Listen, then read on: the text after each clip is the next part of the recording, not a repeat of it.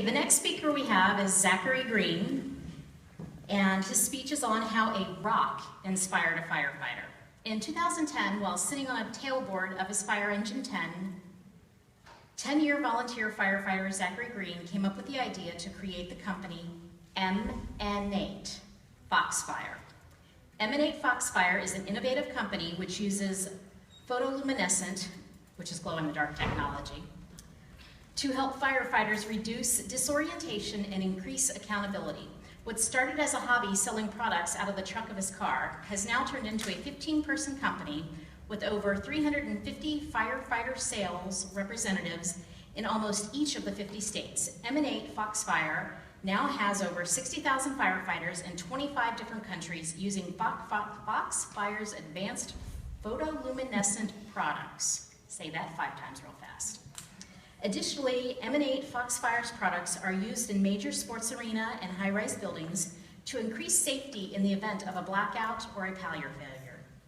Zachary was named the 2013 Ohio Chamber of Commerce Entrepreneur of the Year. M&8 Foxfire has been recognized by many organizations for their life-saving technology, such as a 2011 winner of Cincinnati Innovates and a semi-finalist from Entrepreneur Magazine Entrepreneur of 2013. Zachary is an avid traveler, outdoorsman, and hunter. He is married with a 9-year-old son who enjoys camping with his dad. Zachary Green graduated from Roger Bacon High School in Cincinnati and Bowling Green State University in Northern Ohio. He served as an infantryman in the United States Marine Corps. His career experience also includes 10 years sales in the software industry and 8 years in the pharmaceutical industry, focusing on sales management, training, and strategic development. Please welcome Zachary.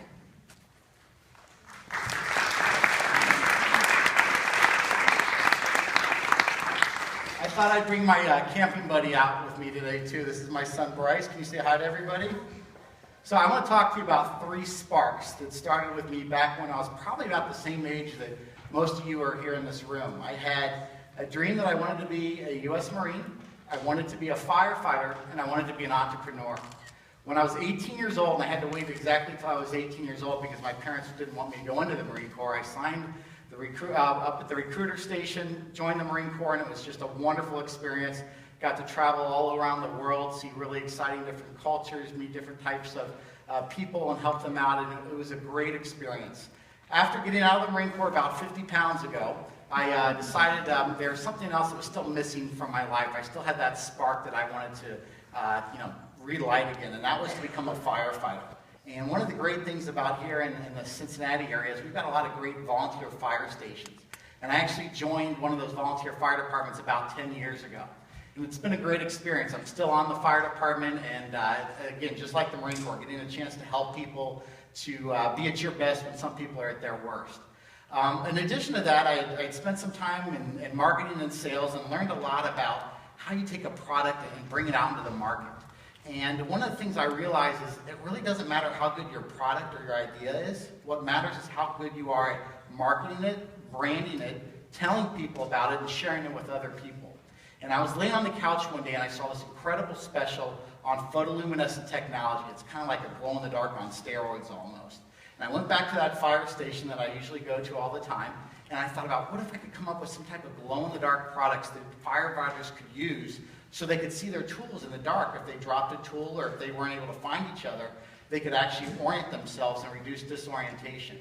And so after a couple months, I ended up making a prototype, just a single band, and I put it on my helmet, and every time I would go into a fire, everybody would say, "What is that thing glowing on your helmet? That's incredible. I want to buy one." And they'd start throwing $20 bills at me. And over the next couple of months, I'd get more and more phone calls, and I'd say over about a 6-month time period, I would just drive out of the trunk of my car and open up the trunk and sell people these helmet bands and different types of glow-in-the-dark paints to go on their fire gear. Made about $5,000 over about a 6-month time period. So it was a nice hobby, it was fun, but it wasn't quite something that I could quit my job over. And later that afternoon, after about 6 months, my fire chief sat me down and said, "What you've got is going to revolutionize and change the fire industry. And you need to treat this more than just a hobby. You really need to go full in with this." So I remembered a quote from one of my favorite leaders, Teddy Roosevelt. And he said, "When you're faced with a monumental decision, the best thing to do is the right thing. The next best thing to do is the wrong thing, but the worst thing to do is to do absolutely nothing. And I wasn't going to let all my firefighters down throughout the world and the country and do nothing. And so I went ahead and I talked to my wife, who's here in the audience with us here today, and I convinced her kind of unwillingly that we were going to refinance our house, maxed out our credit cards, take every penny that we own, and quit my job at a really big company. And I was going to go ahead and I was going to pursue this spark that had burned inside of me since I was, again, about 6th or 7th grade. I wanted to be an entrepreneur. And we did it. And I went out to one of the largest trade shows in the entire world for firefighters. And within 2 hours, we sold everything that we had in the booth. And the next month, we did $85,000 in sales in 1 month. I didn't know what I was going to do.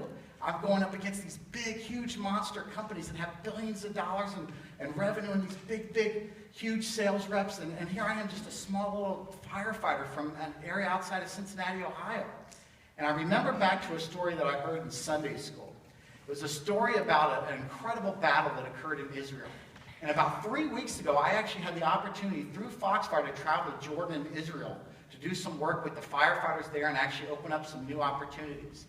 And when I landed the plane in Tel Aviv, which is right on the coast by the Mediterranean Sea, I got in and I started driving towards Jerusalem. And halfway between Jerusalem and Tel Aviv, there's a town called Bet Shemesh. Now, for those of you that really paid attention in Sunday school, Bet Shemesh was an important area during the biblical times because that's where the Ark of the Covenant was held by the Philistines when they stole it from the Israelites. And right in that location, about 10 miles past Bet Shemesh, there's a big valley. And in this valley, you've got this huge mountain range up on one side and another big mountain range on the other side. And there occurred one of the greatest battles of all time. It was a battle where the Israelites had lined up on one side and the mighty Philistine army had lined up on the other side, and they were hurling insults back and forth with each other. And nobody wanted to really go down the hill, come up the valley, and come up the hill to fight the other army because that would put them in a disadvantage. So they just sat there kind of standing off. And they decided, as they do a lot back in those days, that they were going to represent one warrior from each group to come out and fight in the center of this valley that I was exactly standing in that exact area. And then whoever won that battle would win the war. And so the Philistines sent down a giant, a man that supposedly was 9 feet tall. And he came down, he's standing in that valley, standing almost exactly where I was standing. And he said, "Who of you can come to me? Who of you is strong enough to fight me?" And nobody from the tribes of Israel were going to come down there. For days, they were just scared. And this young shepherd boy came up. He actually came there to give some food to his brothers who were warriors. And he said, "I'll come up and I'll fight that giant." They looked at him, "But you're just a little boy. You're so small. You can't fight this big giant." He said, "No, I'm okay." And so they put the armor on him. And the armor was so big and heavy, he said, "I don't need any armor. I've got everything that I need." And what he did is he got down and he kneeled down and he picked up 5 rocks. Do I see the rock, Bryce? This is one of the rocks. Now, I'm sure it's not one of the actual 5 rocks, but it could have been one of their cousins standing right next to it, because I kneeled down and I picked up 5 rocks. And that young shepherd boy looked at that big giant, and the giant said, "Come to me." And the shepherd boy didn't come to him. He put that rock in a sling, and he started to spin that sling around. And he finally let loose of that sling, and it hit that giant right square in the head, and the giant fell over dead. Does anyone know the name of that young shepherd boy? Anyone? David, correct. What was the giant's name? Goliath. Very, very good. So what can we learn from this? And Bryce, would you mind stepping down here and passing this around so everyone get a chance to feel this rock there? Make sure we get the rock back, whoever's got it last. We learned a couple things from this.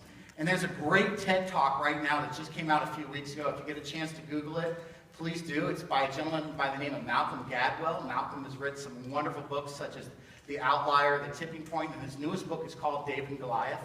And there were 2 big lessons that I learned from that experience there. The first lesson I learned is sometimes what is considered as weakness is actually strength, and sometimes what is considered as strength is actually weakness. We looked at this young shepherd boy and thought he was weak. He wasn't weak. He was actually strong. He was a lot faster than that giant. He was able to move around and do things he couldn't. We looked at this giant thinking he's a big, strong man. He really wasn't that big and strong. He was stuck in one place. He couldn't move around. He wasn't very fast. He wasn't as smart as that young shepherd boy.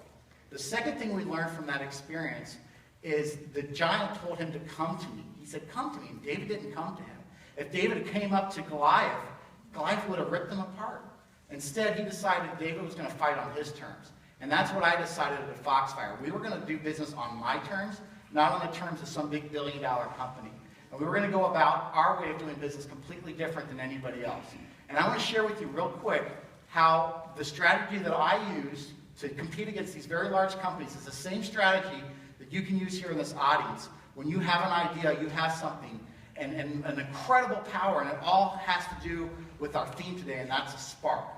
And this was a lecture done by Michael Dell, and you can Google it. It's a great lecture that's out there. He said there's 3 C's that make a company successful. Now, Michael Dell did something most of the parents here in the room will know what Michael Dell was known for. He was the first one to really mass-produce computers. And he sold the computers on something that most of the parents and the people my age in this room had never heard of back in the mid-90s. It was called the internet. And he decided that he was going to go ahead and sell the first C, which is his content. His content was that computer. And the way that he sold that content was with the second C, which is called commerce. Commerce is how you sell what you make. Now, the content could be a computer, it could be a t-shirt, it could be a gym shoe, it could be just about anything you think of. And commerce can be a whole bunch of different things. In his case, it's the internet. We could sell commerce through maybe setting up a table out here in the cafeteria and selling things to our friends. We could go door to door like we probably just recently did with a fundraiser. Those are all different types that we can do commerce. The problem is, people are probably going to copy your content. Whatever you have, if you have a great idea, someone's going to probably rip it off. It's just the way things work. Second thing in commerce, if you're doing a really good job setting that table up and selling in the lunchroom, chances are one of your friends are going to come along and set up a table next to you and they're going to sell. So how can we compete against each other so we've got a nice competitive advantage? And the way we do that is with this third C. This third C is called the community. The community is how we can really make sure that it doesn't matter what our product is, it doesn't necessarily matter what it is that we sell and how we sell it. It's our friends, it's our family, it's the people that we talk to. It's some of the biggest, greatest communities out there. I heard you just mention them earlier. Twitter, Facebook, YouTube, Instagram, all these great things that we can just be right here at Rapid Run Middle School and be able to touch people all over the entire world. Another way of looking at this is real simple. It's a gentleman by the name of Simon Sinek. Did one of the probably the best TED Talks that's ever been out there. He said, this is what you sell. This is how you sell it. And for me, and hopefully for you, this is the most important thing. Why? The why has got to be the most important thing. If your why is a pure thought, if your why is there to help other people, and the community gets the fact that that why is important, success is just going to be incredible. So, thank you guys so much for your time today. I appreciate it.